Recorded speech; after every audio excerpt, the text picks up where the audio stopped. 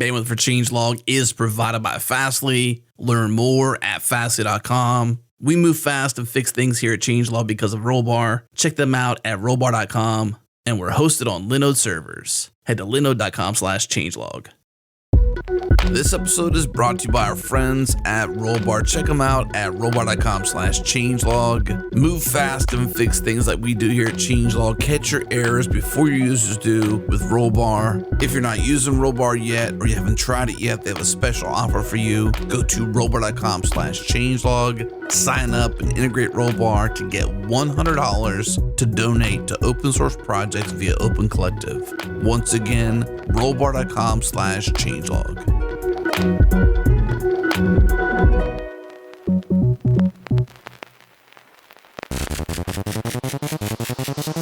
Welcome back, everyone. This is the Changelog, a podcast featuring the hackers, the leaders, and the innovators of software development. I'm Adam Stacoviak, editor-in-chief here at Changelog. Today, Jared and I are talking to Perry Mitchell, talking about the importance of password management and his project, Buttercup, an open-source password manager built around strong encryption and security standards, a beautifully simple interface, and is freely available on all major platforms. We talk through encryption, security concerns, building for multiple platforms, Electron and React Native pros and woes, and their future plans to release a hosted sync and team service to sustain and grow Buttercup into a business that's built around its open source.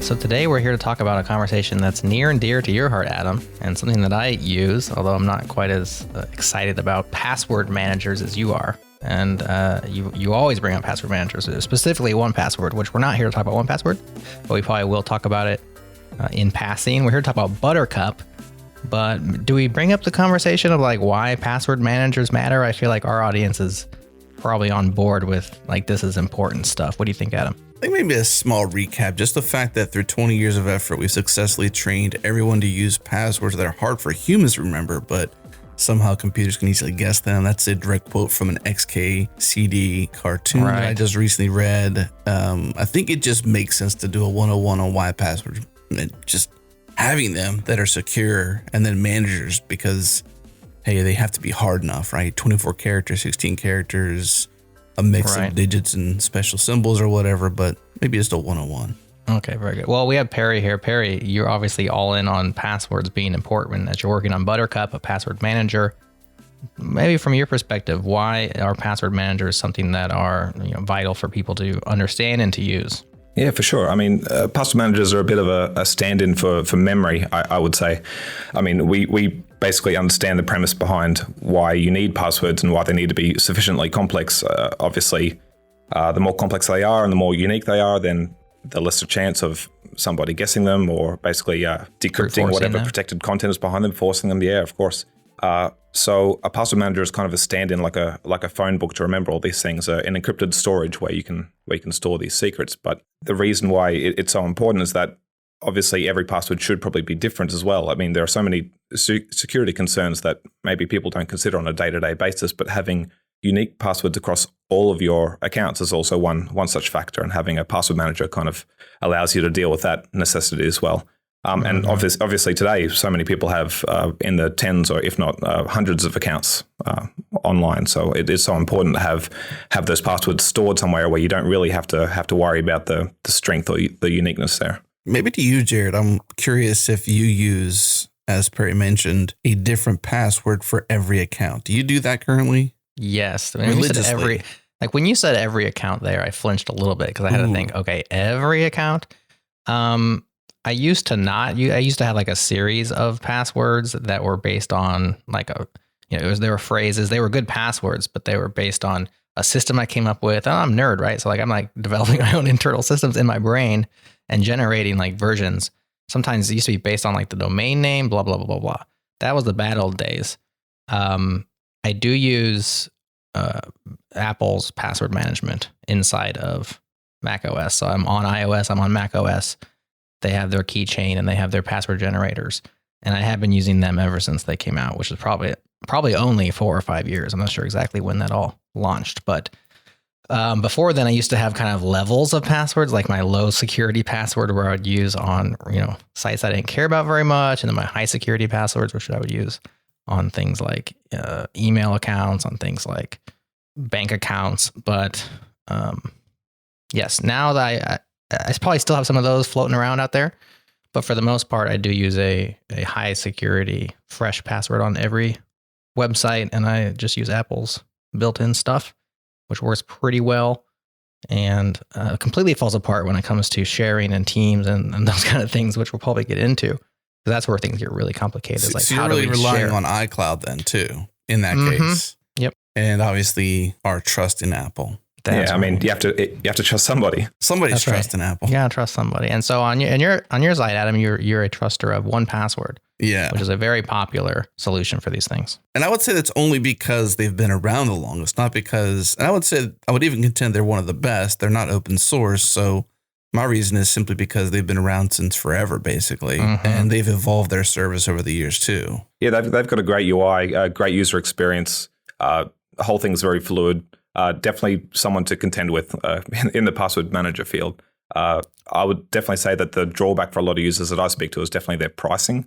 But other than that, like, I would say that they're probably one of the biggest and the best to kind of set your targets on. So yeah, I mean, I think that your trust is well placed if you're working with 1Password. So yeah, I stopped using. Well, obviously earmark some of this for future conversation, but I've stopped using their the Dropbox sync just because I hated to have Dropbox installed into a new machine to then install passwords. It was always like this. Well, I got to get into Dropbox, so what's my password there? And it was always some weird rigmarole to get in there. So I ended up actually using their hosted service now, which I agree their pricing is a little bit, hey, for security, right? I think you got to pay for security. Like, there's one area you don't skimp, it's security. Or do you? Or, yeah, I guess, or do you? That's the question we're going to find out here. Yeah. Either way, though, the 101 is definitely use secure passwords. More importantly, potentially even, depending upon where you sit, make sure you use different passwords for each service. And then, not to use the 1Password rule them all kind of thing, but hey, it's a good brand name. Usually you have 1Password to get into your manager that has, one key to all your kingdoms, basically. Would you say that's the same way Buttercup works here, Perry? Yeah, for sure. The whole idea of like a master password, for lack of a better term, but kind of one key to the kingdom, basically. 1Password, which you explicitly should not use anywhere else for that exact reason, is that it's super valuable. It should be very personal. It should probably be written down and stored somewhere in case you ever have a lapse in memory, but basically it should not be shared with anyone or any other service. So, and that is at a very low level, your encryption key to decrypt your content, no matter where it's stored, whether it's locally or on a cloud service like 1Password's hosting. So, and at that point, if you can kind of get around that, then I think that you're already doing very, very well. Better than the majority of users out there, unfortunately. I think that it's still such an issue kind of communicating why this whole process is necessary for someone to follow. People don't feel like they're a target. But obviously these sort of things, these issues that happen with account hijackings and stuff like that happen en masse, and it's never really targeted. So yeah, you don't have to be a target. You can just be one of a group of people whose, passwords have leaked through some service that you once used. And if you are not having unique passwords per service and you use that elsewhere, then it's very easy at that point for somebody to just, brute force, say, I have all these passwords on service A. I'm going to run them all against service B and see who I can get into. And so that's something that's happened on the regular nowadays, especially with services used by millions and in certain cases, billions of people with huge data breaches. Yeah, this gets back to the point of having unique passwords. I mean, this cross-pollination of services using duplicate passwords is like such a huge problem. And if you go to the very famous site, Have You Been Pawned? You just drop in an email or a username, and then it basically gives you a list of paste bins that your credentials appear on. And I've got numerous paste bins where my credentials have appeared on in the past, and it's quite fun to kind of go through that and have a look. And hopefully you've updated your password since then. But it's such a great example of why this whole process is necessary. So yeah, because in most of those cases too, when they're doing those data grabs or those breaches, they're not only just getting your password, they're also getting other key information, like potentially even things like middle name. Usually the email address goes with it. So other key information they can then also use to act as you essentially go along with that. Exactly. So it's really, if you're using the same password across different services, or having, like in your case, Joe, where you said before, some sort of like high security that's reused. And I'm not saying you're doing that now, but like I did that at one point too, where I had, this is my high security password, and I just would reuse it here and there, or at least on high security services.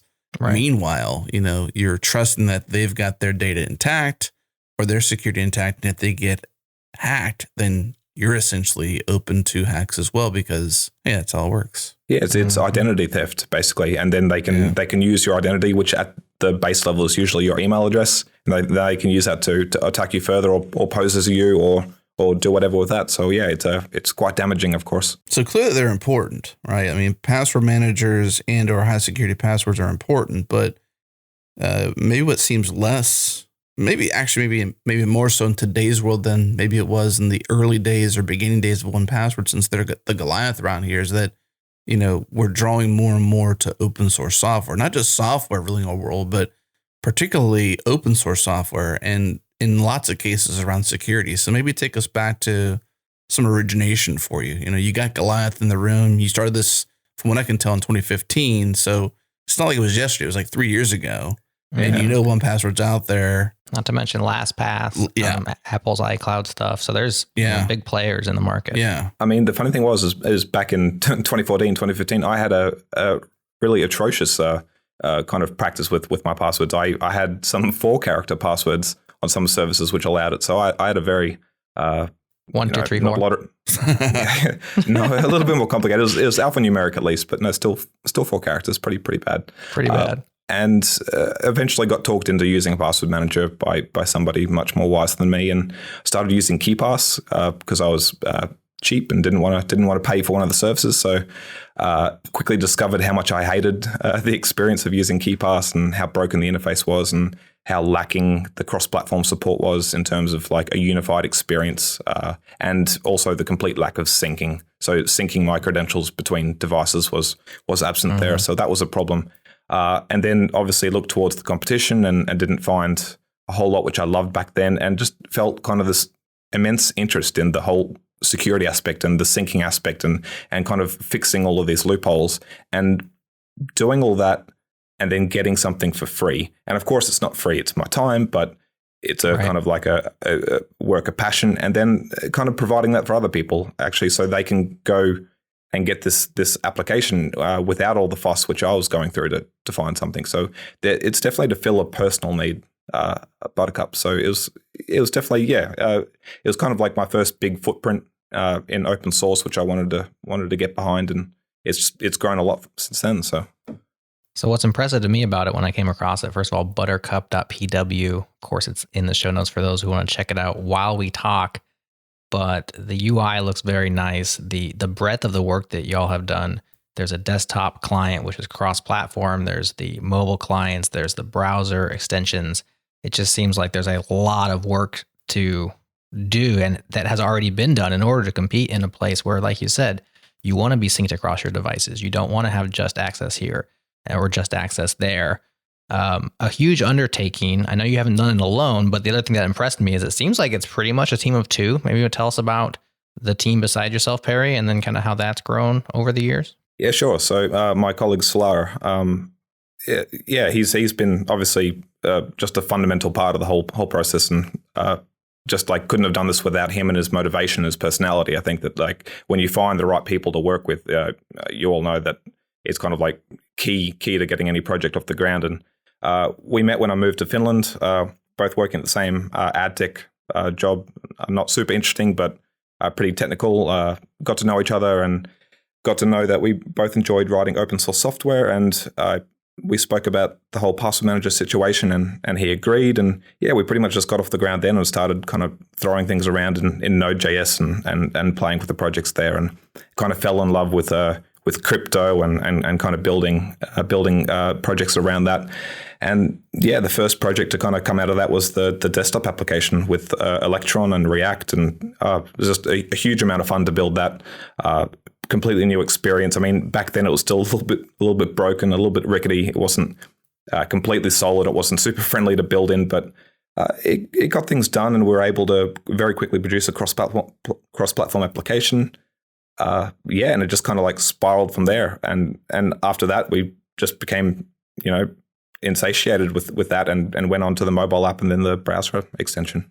So let's talk about the core. I think the integration points are interesting. I think talking about how you integrate into the operating systems is so important for these types of applications. And one of the reasons why I didn't use 1Password back in the day, Adam, was because the integration into the operating system was just not there. And that's not 1Password's fault. It was really Apple's fault in the case of iOS, where they weren't providing the hooks into the OS in order for that experience to be integrated. And so it was always like one extra step. It was always fighting with my convenience.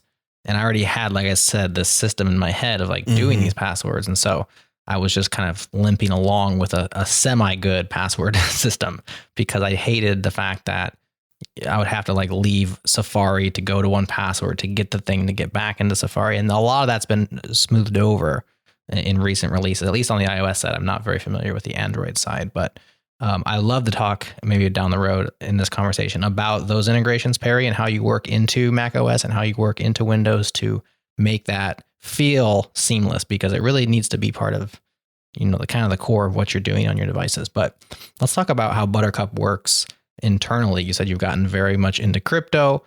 I have no idea how these things work. I assume you have some sort of, some sort of secure vault that you're just encrypting based on this master password, but I wouldn't go any further than that. How do you build Buttercup from the inside out? Yeah, I mean, essentially in memory, Buttercup's just basically an object store. It's just storing just obviously all of your entries in there, all your usernames and passwords. So essentially it's just plain text when it's in memory, obviously protected by the operating system at that point. But while it's open, it's mostly plain text. When it's closed, obviously all that's wiped, but what's being written to disk is actually a delta, so a list of history of your vault. So what happens is every time you change a password, every time you move it in the vault, you change a username or something like that. So if you're updating credentials, this is very important.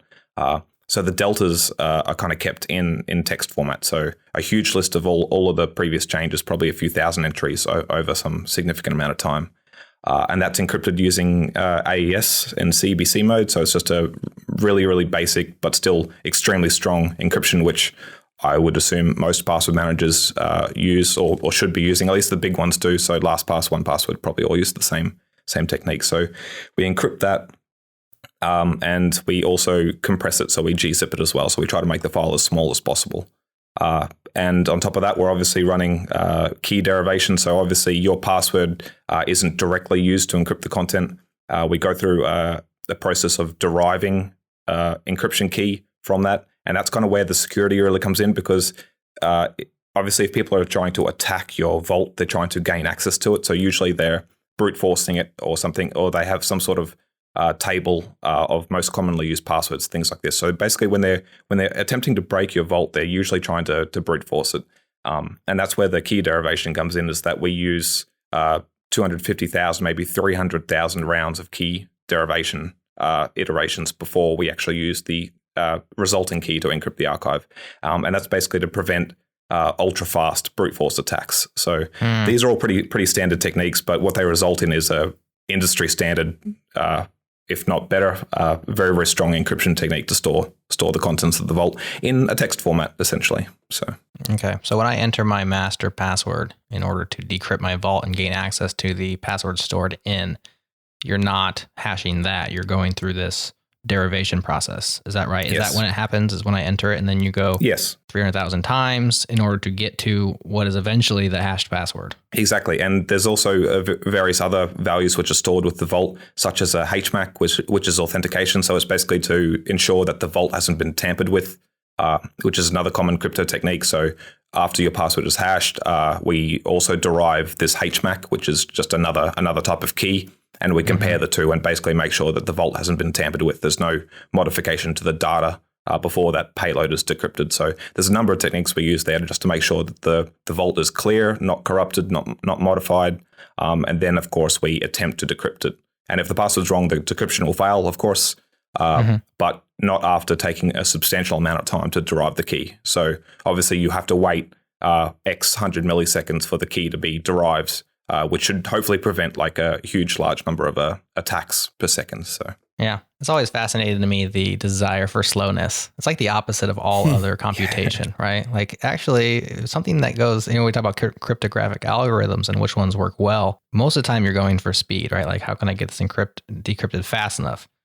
But in these cases, you actually want it to go slow enough that it's computationally expensive to brute force. That's always it's a really fine line to walk, is like how slow do you make it before it actually gets annoying? And I think that we've skirted that a long time. It's been a huge challenge for us because if you take your MacBook, for instance, like it decrypts and encrypts insanely fast. It's ridiculous. So us using 250 or 300,000 key derivation rounds is actually quite low. It's recommended to be a bit higher. But the second you take that process and you try to run the same process on a phone, especially an Android phone from maybe 5 to 10 years ago, it's horribly slow and the user experience is just not there at all. So you have to be considerate, but you also have to make sure that you don't just drop it down to an unreasonably insecure number. So it's a bit of a challenge. Not only that, but now you have, I don't know how this fits into derivation, but like you got Face ID or Touch ID or different ID types aside from the password. So you've once authenticated to it, and now you get your face as part of the encryption process, which is a whole different thing. I'm sure that's at the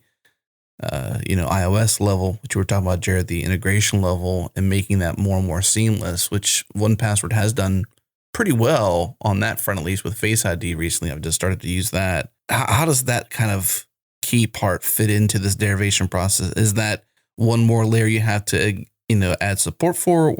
Is that on the roadmap? Where are you at with that? How does that fit in? It's actually already done. I mean, not for desktop yet, but we have the Face ID and Touch ID working on the mobile app. So you can, after you've logged into your Vault for the first time using your encrypted password, you can immediately turn on Touch or Face ID depending on the device.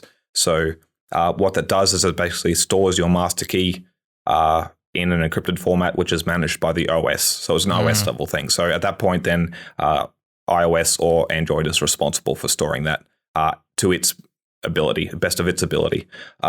So you have to have some level of trust at each step, depending on what you want to do here. But of course, people obviously store their entire lives on their phones. So I think that it's a reasonable expectation to use something like Touch ID or Face ID for convenience, at least. So. Makes sense. Yeah, you definitely have to hand over some trust. And as you were talking through all this, I was thinking, gee, should he be sharing exactly how they do things? Because somebody could reverse engineer this. And it's all open source, bro. Well, yeah. Of course, I guess so. But you'd have to dig. So you'd have to either be, Perry, how hard you got to dig to get at your guys' algorithms for this stuff? If you know what you're looking at, it's right in front of you, really. It's like front page. Yeah. And the thing is it's not, like people have raised that point over and over and over for us. It's like, open source isn't that going to make it more insecure?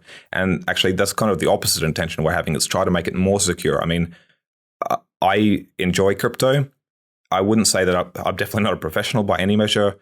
Probably wouldn't say I'm a hobbyist, but somewhere in the middle, basically. And this is where it comes in, is that I can't put this whole all these people's trust in just myself or my colleagues. It has to be a bit bigger than that. And that comes back to the open source discussion, is that it's for everybody to look at and everybody to critique and modify and improve.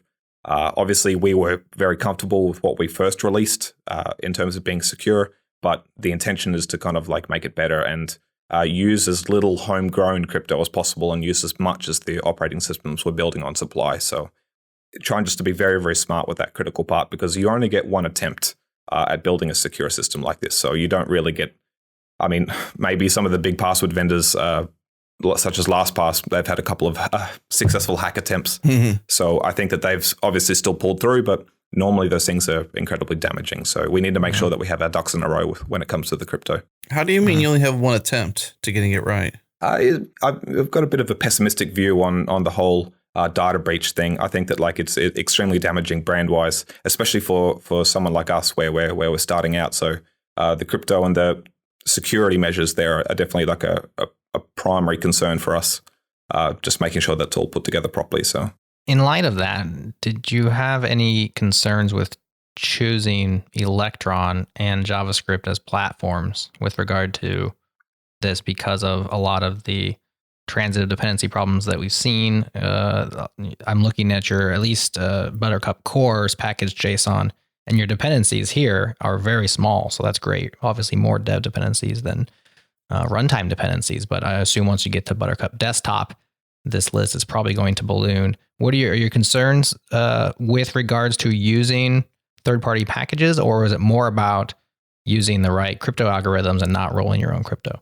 Yeah, that's an extremely good question. I think there's definitely a bit of concern on the table with the dependencies. I mean, just today I got a message right before this is that there was another dependency injection fast that appeared on npm as some event stream library, which had some malicious code injected into the minified source, and this happens all the time, and it is quite scary.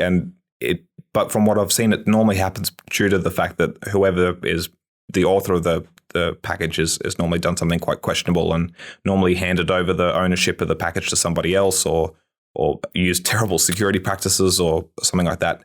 So at least from what I've seen, it's been normal carelessness, and I have a bit more faith in the larger packages such as React and stuff like that, where it's a very, very strong community and review-based progression model there. So I think that for the most part, if we kind of stick to kind of the core UI libraries and don't haphazardly install kind of like, time saver dependencies, I think that we'll be mostly okay there. But it is a constant concern, and I would ideally like to reduce the list of dependencies down to something very, very manageable, something which is just bare bones and just what we need. But I mean, at some point, it'll just become overkill, of course, because I mean, like you can't make it perfect. At some point, you have to use somebody else's software. You have to use Electron. You have to use React. It's like I think that you can get it to a point where it's of little to no concern, but it's the same thing as like, is the computer you're running on secure? Have you installed something which is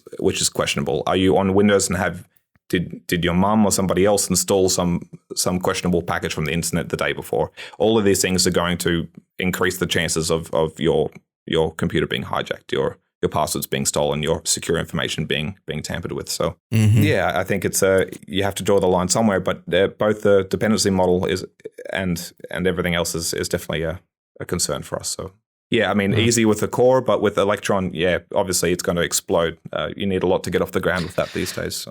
Yeah, exactly. And the reason I thought of that, well, first of all, it was also because of that, I don't know if it's a 0 day, that specific vulnerability that was pointed out with regard to an NPM module that was snuck onto NPM and then, propagated down. And the difficulty with that is, and I agree, it's often the case, and in this particular case, it was the main maintainer of the package gave contributor access to somebody who then pulled in another dependency which had this issue. It's like these things are very difficult to manage, right? Because you may not even be the maintainer of the project. It can be a maintainer of a dependency of yours, or maybe even a dependency of a dependency that was lazy or that was malicious. And so these things are very difficult. That's one of the reasons why I thought of it. The other reason is because we just recently interviewed Brian Bondi, who's a CTO of Brave, and they were maintaining their own fork of Electron. Brave is a web browser built on Electron, and they were maintaining their own fork of Electron with specific security patches against Chromium that the Electron people weren't as interested or motivated to keep up to date because of the way Electron's supposed to be used. It's not necessarily built to be a browser platform. And so I was thinking, they had security concerns there. And I was thinking, well, what about Electron in the context of a password manager? Certainly, a password manager is not being exposed to as broad a swath of potential attacks as a web browser is. But nonetheless, these things most definitely are things that you're probably thinking about, since security is so important to you. Electron's actually probably the worst for us. I mean, obviously we have the browser extension, which is all browser based, so that's also concerning. But I would say that the desktop's probably the most concerning, because you're right, it's pretty much a full blown browser when you look at it. So that's a bit tricky for us. But we do bundle everything when we release, which is very important for us. So there's a very, very small amount of dependencies which are installed when you actually install the application. So what we're actually releasing should stay mostly untouched. before it gets to the end user. So there are a couple of low-level dependencies which actually need to be installed on the host operating system to actually work, because they have OS-level bindings, C-level bindings, stuff like that. However, everything else, such as the UI libraries, all of the helpers, the Buttercup core, stuff like this, these are all bundled with the application. So these are not modified after you install them. So they don't have a chance to download something else, fetch malicious code. And we have I would say, quite strong review process. Like we check, obviously, the network access. We modify we manage all the requests before each release. So, I mean, this will improve, obviously, when we kind of flesh out a bit more of a larger team that we can actually use to quality assure the product we're releasing. But all in all, I would say that I feel quite confident that the built product coming out in the desktop is still not changing so much when a user is installing it. So I would say the risk there is much more reduced based upon just the fact that we package everything before we release. So.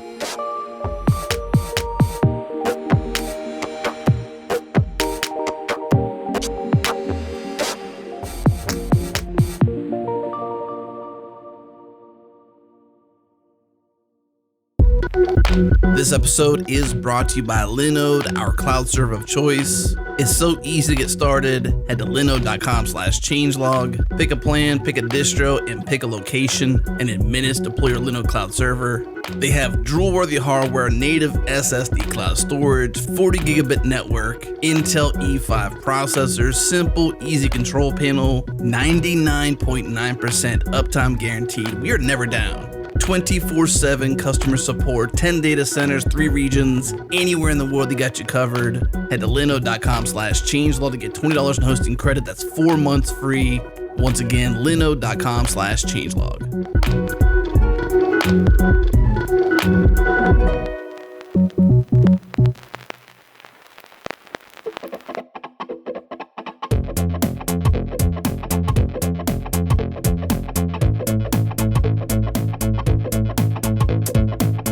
So I guess the next layer of security is, one, am I installing something that is in fact secure? And then you kind of go back to this idea of reproducible builds, which is essentially the concept of, you build it once and you give me a binary and I can confirm that binary relates back to its original source.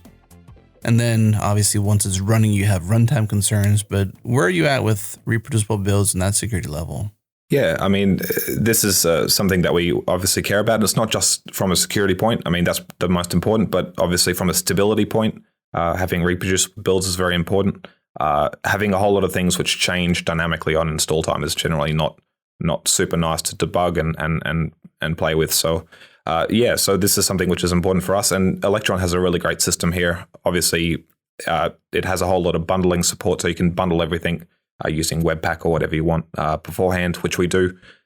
So that creates static files for the most part, which is great because then they don't change. They're what we run and what we test and then what we release and then ultimately what we sign as well. So that's all well and good. And then obviously there are still a couple of low-level OS integrations which need to be installed. File system connections, things that Electron has, which patch into the OS to kind of give kind of the look and feel of a native application. These things we can't avoid. We obviously can't bundle, so unfortunately they need to be installed at install time. But we can kind of obviously restrict the semantic versioning there and kind of be quite strict with the versions that we're installing. So at least if we're locking to a particular version on NPM, then that should be the same code that everybody gets. Obviously, again, the trust has moved elsewhere. It's moved to NPM. It's moved to the fact that they can run a secure firm there. So the buck has to stop somewhere, of course. Yeah. Random, somewhat related question, and that's just wondering about Electron, because there is so much pulled in. Like we're talking about dependency management. There's so much there. What was the original reason for Electron? Was it because you know web technologies and you want to go cross-platform? That's what I would assume would be why you selected it. But why not write every line of UI from scratch, right? Why not remove that dependency? Yeah, true. I mean, I actually started my development career, my hobbyist interest in development actually with QBasic and very quickly moved on to things like Delphi, actually. So Pascal and Delphi and did a lot of raw interface development there. And I can see the value behind it because it's so easy to get off the ground and build very, very powerful applications. And it's got native performance, which is something which I really value. It's the whole stinging feeling of using a web-based application when you can kind of tell it's not quite as responsive as you would hope. So that's a crucial point for me. But at the same time, after all of that, I'm left with a Windows application, which can run on a couple of versions of Windows and nowhere else. And of course, there are other cross-platform systems which allow you to build cross-platform native applications. But I've seen so many of them and they don't really look super good. And we wanted something which looked beautiful, worked really well, and was obviously less work for us because there's only two of us working full time. And obviously we have a lot of really great contributors. But at that point in time, it was important that we could get it done and get it done quickly. And then have a lot of code reuse, and then most important, a UI which is uniform across the operating system. So, and we got 3 operating systems for the price of 1, minus the bugs, of course, and the quirks with the UI. But apart from that, it was super easy to get off the ground, and Electron was like kind of really coming into its prime then. So for us, it was an obvious choice, and both of us were React developers, so it just made sense to kind of couple all of that UI work that we were playing with Electron. So it worked really well. So if the Electron team is listening, what could they do to make your job easier from a security front? I think that like having as much eyes on kind of the security aspects and kind of like the regular updates, because obviously Electron uses obviously Chromium under the hood, and kind of being as up to date with the actual base there, the upstream is so super important, because obviously. The funding levels are a little bit different. The effort going into each is a little bit different. Obviously, the interests and directions, like you mentioned earlier, are a little bit different. But ideally, security should come first. I mean, it's so important in the browser landscape to have something which is secure. And this comes back to the runtime security as well. It's like, do I trust Chrome to be secure in terms of runtime attacks and stuff like that?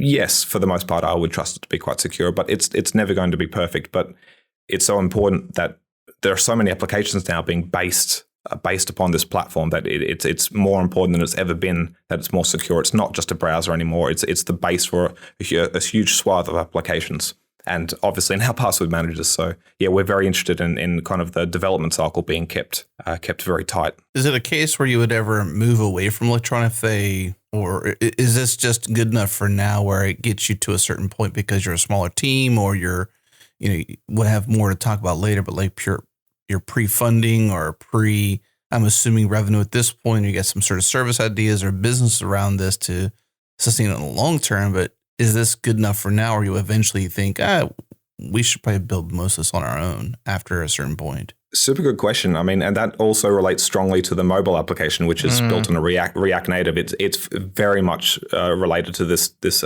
topic. So I think that, would we build them native if we had the resources? Mobile, absolutely, yes. I'm done with React Native. It's a beautiful system to get off the ground. It's a lot of fun to work with in the beginning, but to maintain over the long term, it's been a huge pain in our neck, especially with crypto. And I'll get to that later. But in terms of Electron's treated us really well, and it's been very enjoyable. But I think that if we had the development resources, I think that we would definitely strongly consider building native, obviously to reduce security risk. And another thing, to reduce package size, because right now our installer is around the 55 megabyte mark. It's gigantic for what it does. And obviously that's because you're packaging a whole web browser and Node.js with it. So if you could get rid of that issue there, you'd end up with a faster, smaller, more secure application. But obviously that involves a lot more work than we're capable of putting in right now before we actually get funding and be able to work on this full time. This is probably a crazy idea, and it's probably also a bad idea, but there's so many Electron-based applications running on any given machine on a regular basis.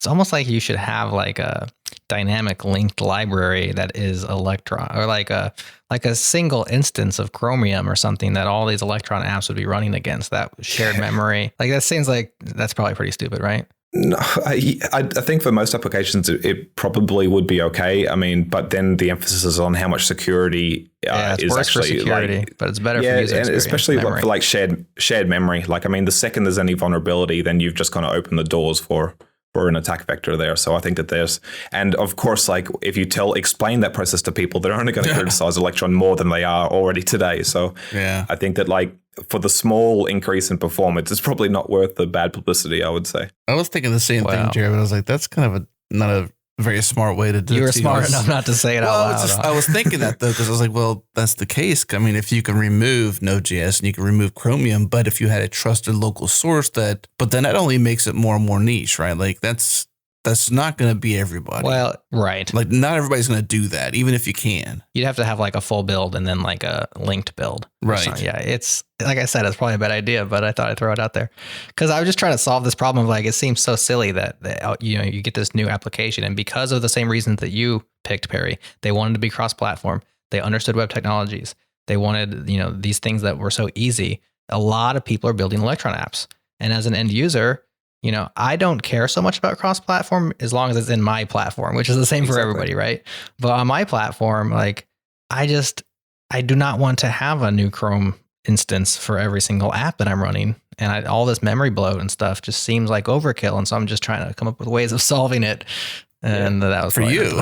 It's awful. Well, not just for me, but yeah. No, I know. I'm just joking because it makes sense to be selfish in that way. Like we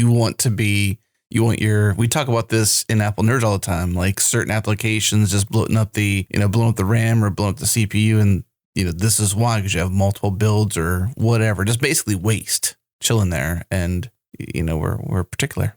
Yeah, of course. And like that's a big concern of ours as well. I mean, I think that both of us are very perfectionist in terms of kind of getting the best out of it we can. And obviously, sometimes to our fault of not being able to release things fast enough, we would like it to be as perfect as possible. And one pain point as such is definitely the UI.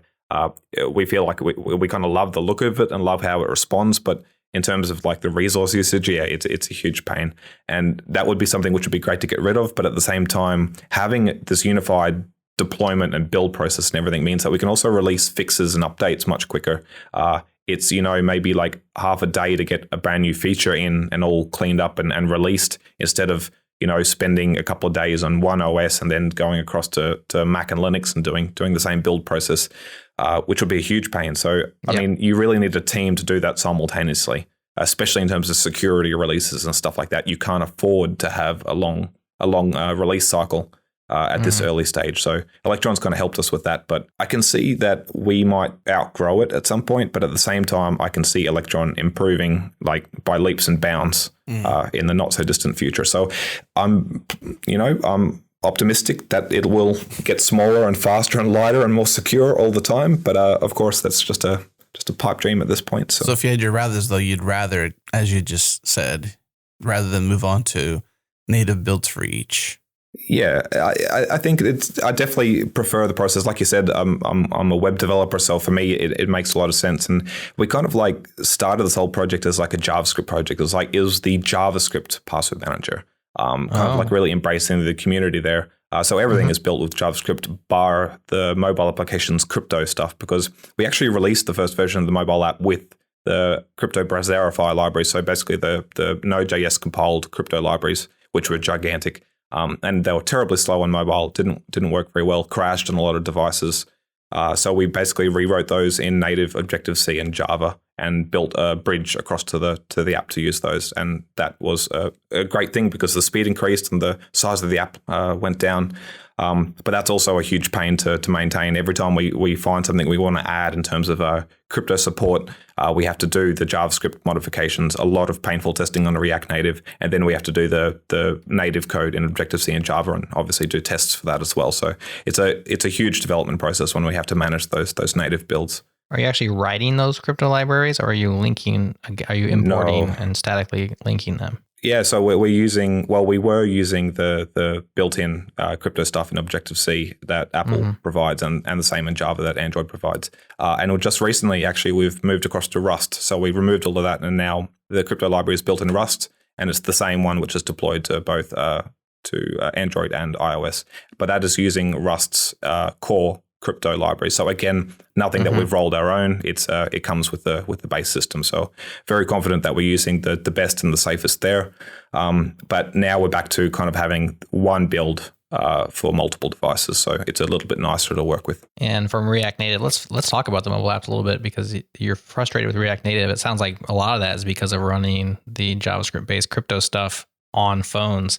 But it sounds like it's providing you at least the ability to call into that Rust code or the compiled, output of the Rust code, and to do these low-level things in a kind of a cross-platform fashion. Tell us about your experience, maybe some of the reasons that you are frustrated with that platform without just trashing people. No, actually, to be honest, I love React Native. Like it's been a fantastic experience, and I really feel it's still somewhat unrivaled across the other development environments for mobile. I've worked with Titanium and a little bit of Ionic and PhoneGap and Cordova, played with all of them, and really it's just the infrastructure was not there.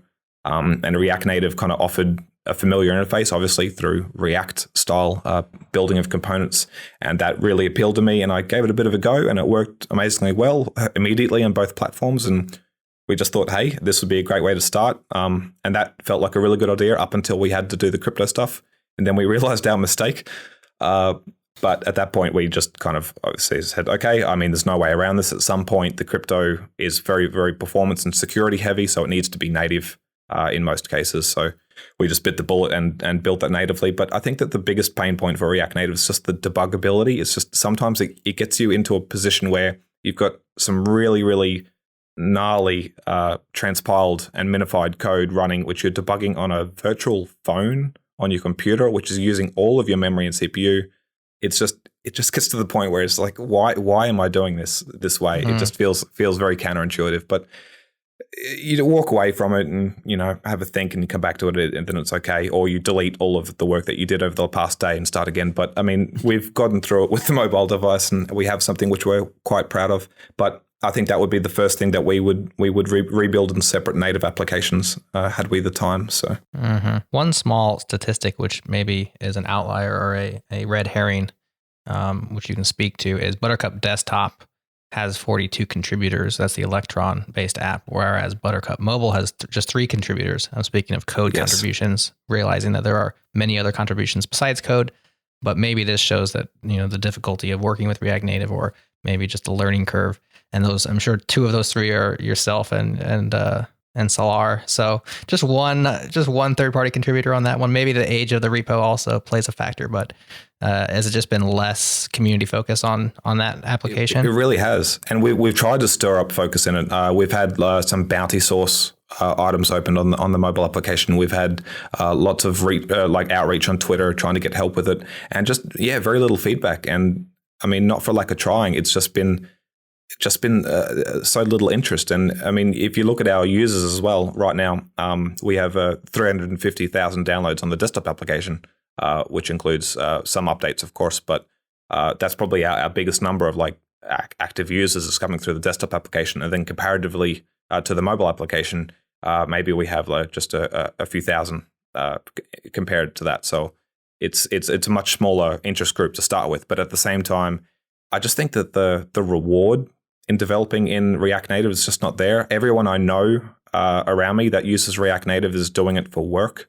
Like they're getting paid. Their salary comes from their work on React Native. Whereas so many people I know that work with Electron, they're doing it for hobby projects and really enjoying it. And I love it as well. It's just, I feel like it's a very, very different environment. And I think it's such a steep learning curve in terms of actually getting everything to work, getting all the libraries installed, getting the perfect environment, getting Xcode to a point where it doesn't want to update when you open it. It's a huge lot of work to get that working. Whereas Electron is very much just plug and play. You install everything and you run it and you have a working application. So it's vastly different, and that definitely does show in our contributions. It's much harder for us to get the mobile application to a point where we're as happy with it as the desktop application. So. Jared mentioned some concerns earlier about integrations. It's always been a stickler for him in terms of user experience and even using a password manager in the first place. What are any gotchas on mobile around the experience in terms of integration? I know with iOS, you have the up arrow that lets you choose other services when you're on a password login page, which I'm not sure if that's a standard or not, or if it's because I have 1Password installed, but that key icon that lets you then choose or launch something, I believe it's just 1Password. I could be wrong, but Maybe you could walk us through some of the UX concerns you may or may not have around mobile for you. Yeah, that's a good point. And that if you're talking about the key, I believe it is at some point an iOS level feature. They have in iOS 12, they have the new password manager integration, which is really funny for Apple to do because for them to acknowledge the password manager community as something which needs a direct integration like that is actually really cool. But yeah, so you can integrate with that. You need to obviously build it into the application, which we haven't done yet because it requires some low-level native code to do that integration, which is still beyond us at the moment. So that's currently in progress, but we haven't released it yet. But that's obviously very, very helpful, and that bridges a huge gap in terms of usability because you don't want to switch applications like you said earlier. Like you want to just have it at your fingertip. This is where 1Password's really kind of pushing things forward here because they were, to my knowledge, they're the first ones that announced the integration. So yeah, that's definitely where we want to be as well. And those are very, very tricky because these are things that React Native will never be able to do, in my opinion. I just don't think it's going to be a focus for the community to build. It requires a lot of low-level native integration and testing and making sure it works. It's not available in every iOS version. So it's going to be something which you need to write the Swift or Objective-C code to get working. So that's a bit tricky there, but still a very important point for a password manager to be usable is having the connection from the interface that you're currently looking at logging into. I don't really mind app switching. I mean, I guess I'm less a Jared and more an Adam in this case because I would actually deal with the security over convenience factor. Although I can remember a day when I've been a 1Password user for a very long time. So that's my perspective I'm speaking from, not so much keeping to marketing them, but there was a day when that integration wasn't there and I would app switch from, my login screen or the app login screen back to this thing and, copy the password and remember the username and, manually type in one piece, but then paste the other, and see, that's turning Jared's stomach right there. He almost threw up in his mic right there.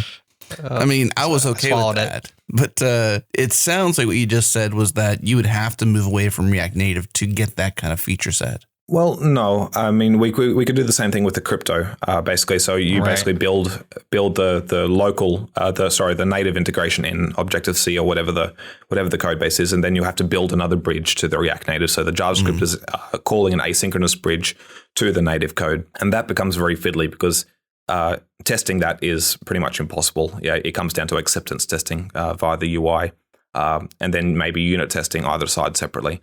But it's a huge pain to kind of manage that, and debugging it's very painful because you can't just write logs on the native code side and expect to see them in your console. This is why I thought eventually Apple would just buy the Goliath in the space, and maybe this is what's drawn you to it. I could be wrong, but I've always speculated that Apple would eventually buy 1Password and just be done. Yeah, I mean that's a very good question. Yeah, but I mean, of course, like it's a huge target, and I mean you're buying so much when you look at these companies. You're buying a huge expanse of users and operating systems and integrations, and I think that it would be quite a smart move. But at the same time, like Apple also doesn't shy away from building things themselves and having fully fleshed products. So it wouldn't surprise me if they went either way with that. I mean, it seems like they're already taking quite the route of doing things themselves with password management anyway. So yeah, I mean, I'll say, 1Password is a power user tool and it's for teams and it's for advanced situations. Apple's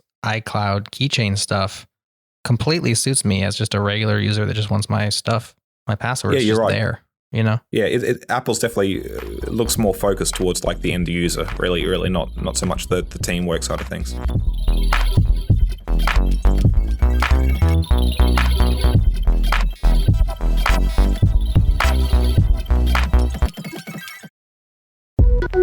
This episode is brought to you by our friends at GoCD. GoCD is an open source continuous delivery server built by ThoughtWorks. Check them out at gocd.org or on GitHub at github.com/GoCD. GoCD provides continuous delivery out of the box with its built-in pipelines, advanced traceability, and value stream visualization. With GoCD, you can easily model, orchestrate, and visualize complex workflows from end to end with no problem. They support Kubernetes and modern infrastructure with elastic on-demand agents and cloud deployments. To learn more about GoCD, visit gocd.org/changelog. It's free to use, and they have professional support and enterprise add-ons available from ThoughtWorks. Once again, gocd.org/changelog.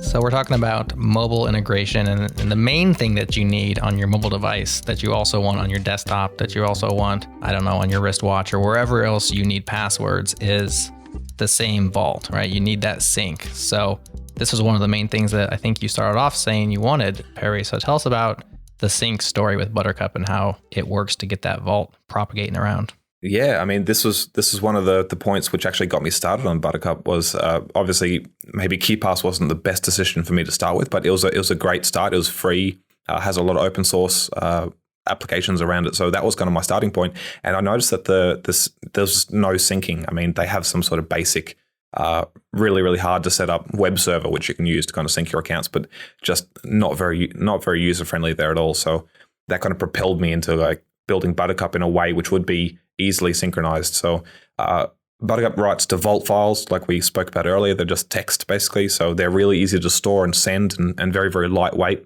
while being secure. So I immediately thought, okay, well, where can I put this? Like, where can I put it where it's accessible everywhere? And I happen to be running my own cloud server at home called OwnCloud, which is fantastic, free open source software. But obviously not everybody does that. So immediately we also built a Dropbox connection as well. So pretty much everybody knows Dropbox. It's a household name. It also happens to be free. And the fact that we're encrypting the content before we store it there kind of negates, in our opinion, any risks which might be associated to using a cloud service provider. Not all of them, of course. I mean, again, we're still trusting a vendor, but at the same time, storing it on your own computer, storing it in your cloud server, like at least Dropbox has a team of professionals behind it. So that was an obvious choice for us. So we started with those two in terms of syncing the archive and made it available via a web interface to all of our applications. So very easy to load it up in each device, decrypt it, run it, save it, write it back to the host there. So I'm feeling like a failure, Adam, as a changelogger. I've never heard of OwnCloud. How about yourself? It's first for me, man. I'm with you. we missed it. So maybe an upcoming episode on OwnCloud. That's something you think is pretty cool, Perry? Yeah, it's really cool. It's a PHP-based system. It has a couple of derivatives. Also, Nextcloud, which I want to give a shout out to. Those guys have been amazing, helping us with integrations. All of it's open source. It's as good, if not better, in my personal opinion, than some services like similar to Dropbox. Obviously, because one, it's free, but it's also very, very fast. They have all the clients, mobile applications, and you pay nothing for it. Of course, you need to be relatively tech savvy to set it up yourself, but other than that, these services are a lot of fun to work with and kind of teach you a lot about cloud storage as a whole. And it just seemed like a natural start for us. And we also added WebDAV support, which many online web hosts support. I'm not sure whether like Amazon Drive does anymore, but many of these cloud services support WebDAV, which is a great way to integrate with cloud storage, which we also support. So at the beginning of the show, Adam, you were mentioning that you used 1Password with Dropbox support, and then you upgraded to some sort of paid version because you had problem, or you didn't enjoy the experience with Dropbox, specifically Buttercup based on Dropbox or OwnCloud or WebDAV. But curious, remind me, Adam, what the issue is with Dropbox with your password sync? Well, I always had like 2FA going on there. So I obviously had some sort of like crazy long password to get into Dropbox because, hey, it's Dropbox, right? Like I wouldn't want anybody in that thing. So my password, your Dropbox? Right. Well, my password would be in 1Password. So to install it, I would have to read this super long password from my phone or something like that did have access to 1Password so that I can install Dropbox just to sync it. And then, well, of course, I've got tons of stuff in my Dropbox. So it's like, how do I prioritize what to sync to a brand new machine?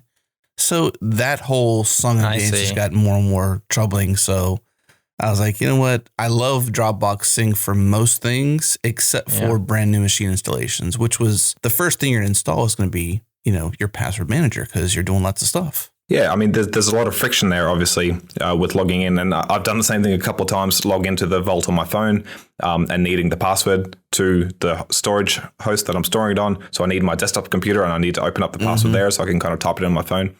That's kind of like unavoidable, unfortunately. I mean, unless, of course, you have a paid hosted account with whatever provider you're using, such as 1Password. But of course, I mean, we would like to still circumvent that somehow. Like we have some plans to release like a secure QR code, which you can just scan on your mobile app. So basically, if you've got your computer nearby, you could instantly connect to the same vault and the same source just by scanning it with your phone. Yeah. And that would alleviate some of the typing in of multiple passwords and kind of getting that to your device. So we have some ways to get past it there. But ultimately, yeah, we'd want to end up with a lot of people using our eventual hosted service.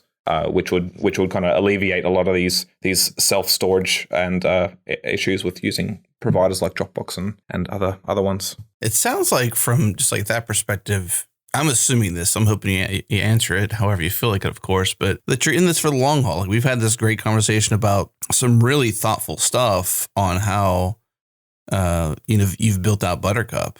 So a lot of thought's gone into various layers of this, various tons and tons of hours of your time have gone into this. And it seems like the next step past sync is the service, which could be the next step to some sort of like long-term game for you. What's that look like for you? Yeah, I mean, this is still obviously a hobby for us at some point, but like we've gotten to the point now where we realize that we're extremely serious about what we've built, and the community has been super supportive and like really positive about what we've been providing so far, and a lot of people wanting to get in on it and use it, and we've received a lot of compliments, and already that's kind of fueled our desire to actually make something of this and kind of keep it afloat. And as much as we enjoy leaving our day jobs and coming home and then spending several hours on Buttercup, which we will continue to do, of course, no matter what, I think that it would be great to kind of make this a full-time thing and actually have a team behind it and see where this will go. So we have plans to release a hosted service,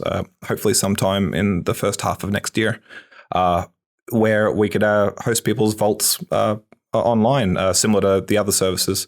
However, we're trying to create a really, really low bar of entry for people, and we're intending to have a free hosted service for single personal use vaults. So there won't be any charge to host your vaults on the site due to the fact that they're so super small. And I mean, obviously that's going to be great for adoption in our eyes, is if it's not going to cost anything. But we intend to also have a team-based cost model behind that, which would hopefully drive some sort of company which would support the development of Buttercup in the future, including the open source, of course. So our intention is to build a company behind it and have that also support the open source community in whatever way we can. So it's just going to make the whole project a much stronger entity. So is that, are you going that route because you think it's the great way to take the business the next step, or is that the preferred route to some sort of sustainable funding? Because there's other ways you can go about sustainability. I'm just curious if that's the route you chose to go because of some sort of grand vision and future. Yeah, I mean, we've looked at other ways of funding this, and we've had a lot of talks with some great investors around Helsinki as well. And I don't know. I think that like we've chosen it because we would actually like to kind of see it built into a company. It would be nice to kind of like have some full-time employees around and actually have some sort of process there. We've tried things like Open Collective, which has worked exceptionally well, but I just don't think it's going to scale to a level fast enough where we kind of need the growth where we want it now. So I think that getting some funding and actually getting this off the ground and actually getting some people which are building these things on a daily basis, I think we're going to see some great growth, and we're going to get away from all these pain points which we're seeing now in terms of actually release times and not being able to devote the full day of work to it. So once those things go away, I think that Buttercup's going to definitely catch up and be someone to contend with. So just to harken back to Open Collective, you've got from what I could tell, a $283 estimated today's balance. So you got an annual budget of $285. Yes, on Open Collective. So I can see how that's not going to scale to employees. Not going to do it. Yeah, I mean, we also haven't spent anything on marketing really, right? So it's kind of hard to say right now, like where that would go. And people have been really supportive already, obviously doing that. But of course, if we want to say, hire a full-time developer, which would be the first place we'd probably want to start. I mean, developers aren't cheap really anywhere you look. So I think that like having some high-level funding behind that's going to be crucial to kind of getting off the ground. If we had someone working even just full-time on Buttercup, that would be like an immense help for us, pushing out new features and getting these low-level integrations on mobile devices, which are sorely needed. So yeah, I think that's the direction we're looking at taking at this point. Just from an outsider's perspective, I'm not a domain expert on enterprise security, but it seems like having a hosted solution could potentially lend itself well to an enterprise play, wherein you could go on premise. Because if you think about what an enterprise needs or what plays well financially at the enterprise level, mission critical things that are infrastructure and security focused, where they'll want to run it on their own networks and potentially play a premium to have a self-hosted version on their own networks. Potentially some options there. So definitely interesting potential future. What kind of service will it provide? What additional features? Obviously, it's going to be syncing without the need to have a Dropbox or an own cloud, but are there team features? Are there other things that you're thinking that will be offered that Buttercup Core or Buttercup, I don't know, non-hosted or self-hosted or cloud-hosted won't do? I mean, the sharing thing is something we're going to have to work on because the way that we've built the vaults is quite complex. But we feel that like the sharing aspect of things is going to be fantastic for us to actually have as a paid feature, because I think it deserves that, of course.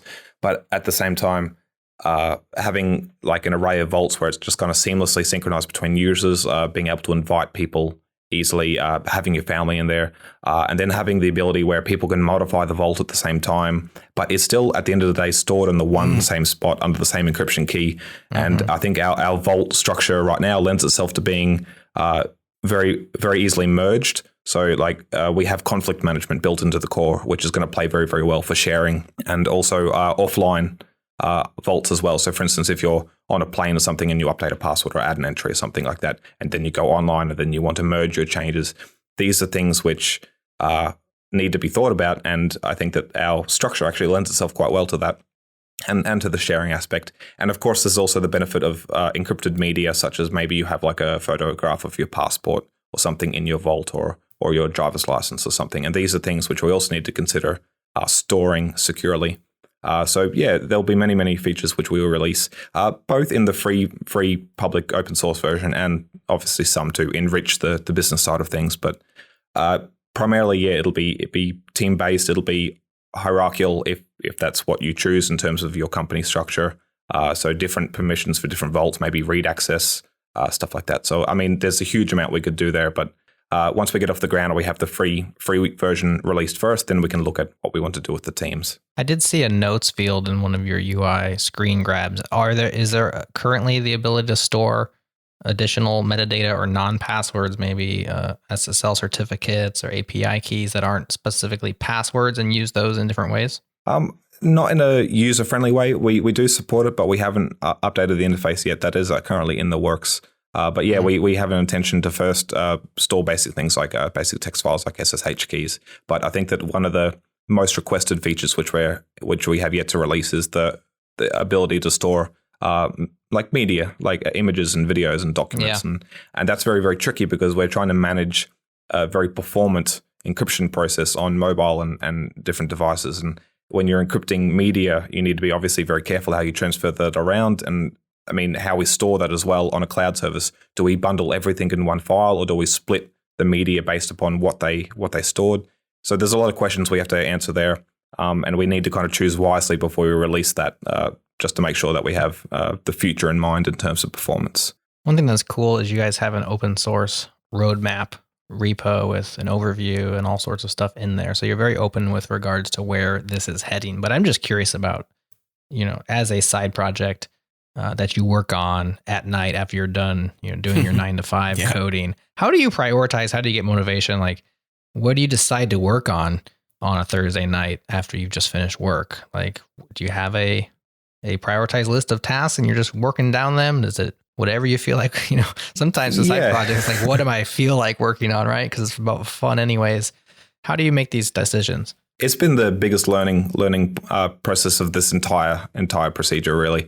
Just kind of figuring out what motivates me. This has been an amazing teacher in that regard, because until you undertake a project anywhere near this size, you don't really realize like what is a super killjoy for you and what actually kind of really gets you up in the morning. And the crypto thing kind of started it off, but you very quickly realize like, oh, this isn't so fun. I don't really want to come home and do this. So you work on something else. That's funny. And I think that Buttercup has been a lot of that, actually. We've kind of worked around the edges to start with, around the things that we love. And then at some point you kind of have to build the meat of it to kind of get it going.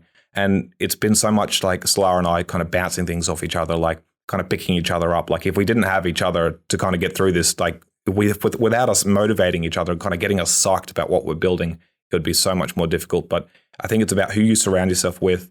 And then it's also the feedback loop you give yourself online as well. Like when you're giving this to people and when you're talking about it online, it's setting yourself a realistic feedback loop for enjoyment. Like you're setting yourself realistic goals, not goals which are too far in the future, and kind of get the small things done and then kind of take solace in the fact that, hey, I got this done. This is amazing. And doing that over and over and over again for days and days and days on end until you actually have something which you want. But it's just make everything smaller has been kind of the key for us.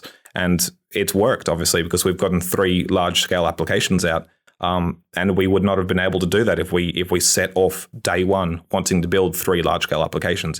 You have to start super small and just keep building on the building blocks and just keep focused and try not to go off and start something new every day. But that's been a huge battle for us. Focus is key. We learned over the years that just how important focus really is. It's pretty easy to be, squirrel or shiny object focused, I guess, which is sort of the anti-focus. Yeah. But geez, I mean, being able to focus on one core thing for the day or 1 or 2 primary things. I like to call them, what's my primary mission for today? What can I do today to make it successful? And try to camp out there. And once I've gotten that done, it's like, okay, now I can move on to, more squirrel based operations where it's like, what's the most pressing or shiniest thing that I could do next? Now that I've done my primary thing I had to do today to make today successful. And it also comes down to like build something that you want to use, something that you want to do. Like don't build, like I always think that like so many people say like, okay, you should probably find a market for what you're actually building if you really want it to be successful. But I'm completely opposite. Forget the market. Pick something that you want to do and then find the market later. Obviously not really the right way to go about things in terms of business sense, but you're not going to get it done if you don't really enjoy it. You have to love what you're doing to get it there. So kind of pick what you're interested in first. And eventually you'll come to the point where you actually build something that you want to actually use. And the day where we kind of like woke up and realized that, hey, I'm actually using Buttercup as what I wanted it originally, probably like a year later from when I actually set out doing it, was like a really kind of like a woke moment for us. It's quite rewarding to get to that point already. And obviously we've kind of gone past that and we have bigger goals, but it still comes to the fact that like every day I use the application which I started building. And I think that's such a rewarding experience, no matter how big or small that is. So I think that like if you can pick something which you want to use and something that you want to do, it's going to mean success in some level of measure. So. Well, let's tee things up for the audience that's listening, because I'm sure that there's at least 20,000 people psyched to hear this show, and hackers chomping at the bit to come and help if they can. So you got roadmaps, you've got goals, you got your own focus. So if you can focus yourself, can you focus others? Maybe. I don't know. We'll see. But, how do you help on-ramp others to come in and help out?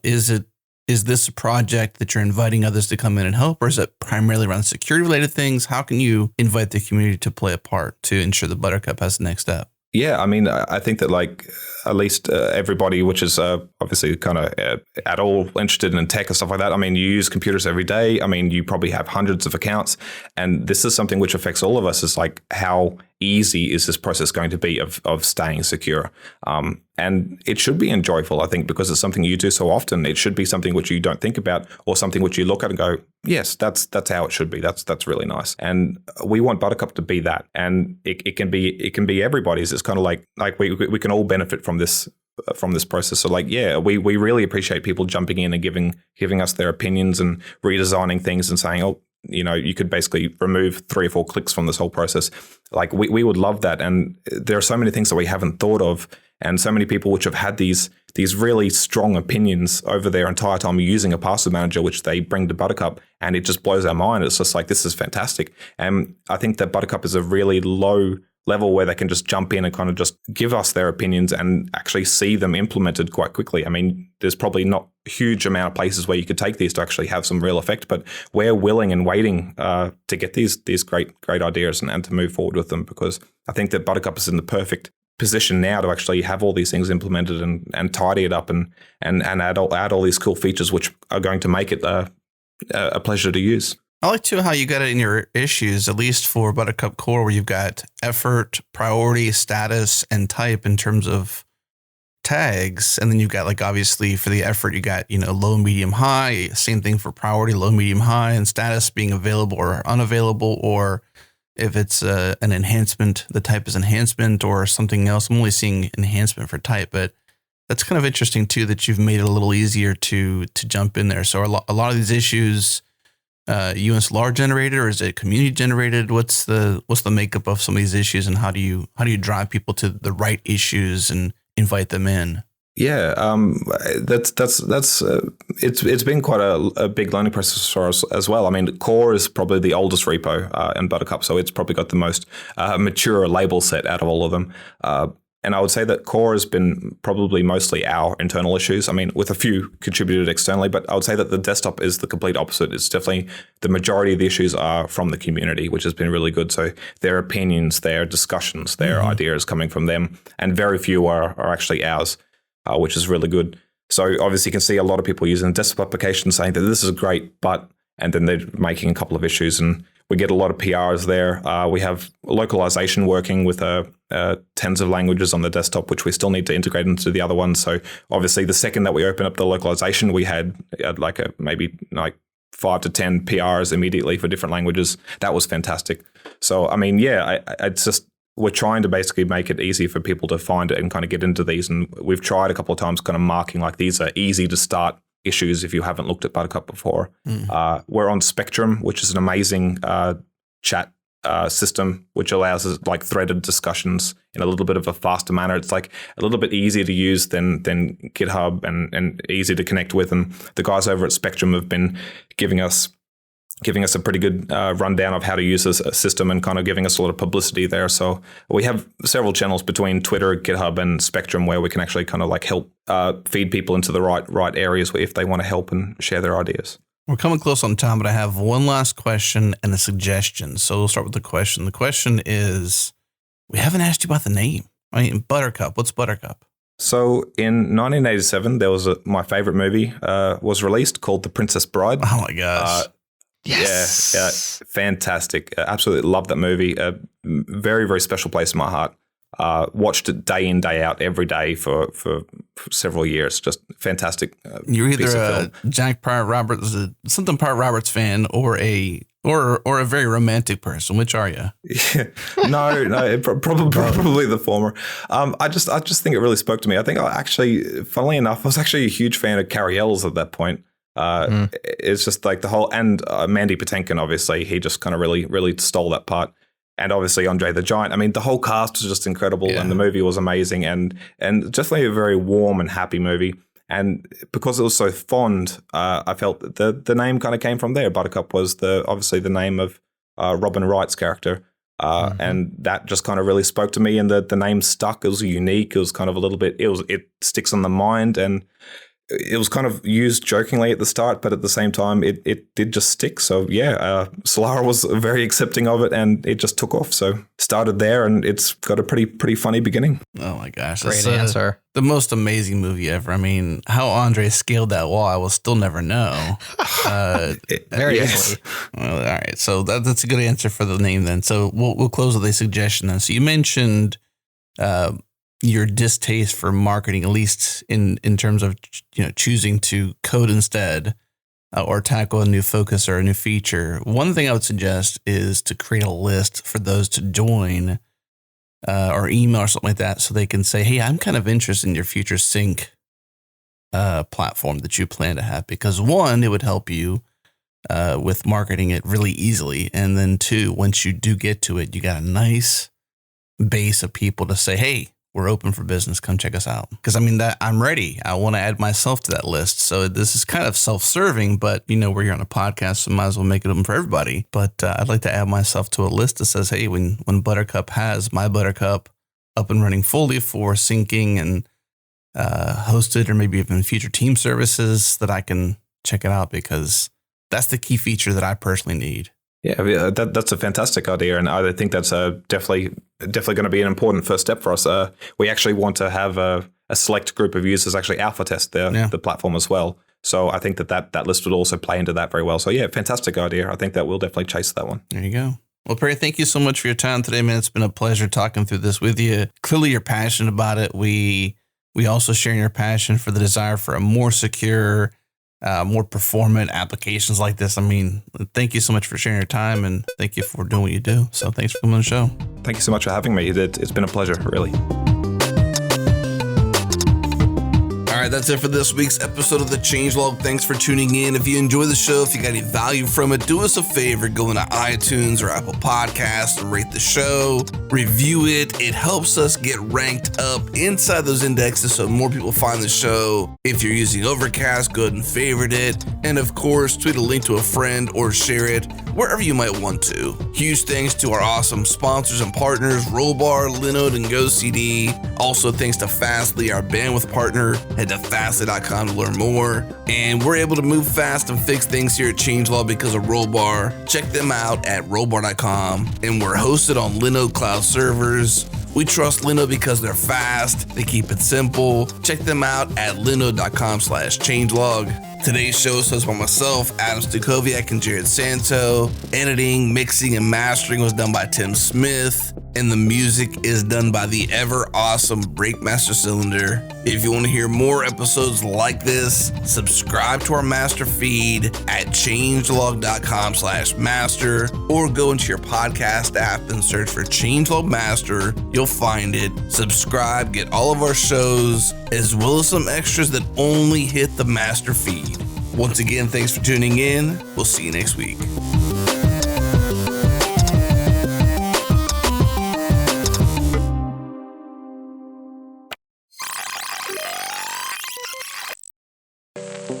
I'm Tim Smith, and my show Away from Keyboard explores the human side of creative work. You'll hear stories sometimes deeply personal about the triumphs and struggles of doing what you love. I got really depressed last year, and the reason it was so hard is because basically everything culminated at once. All these things I'd been avoiding, all these things I'd swept under the rug, they all came out at once. New episodes premiere every other Wednesday. Find the show at changelog.com/AFK or wherever you listen to podcasts.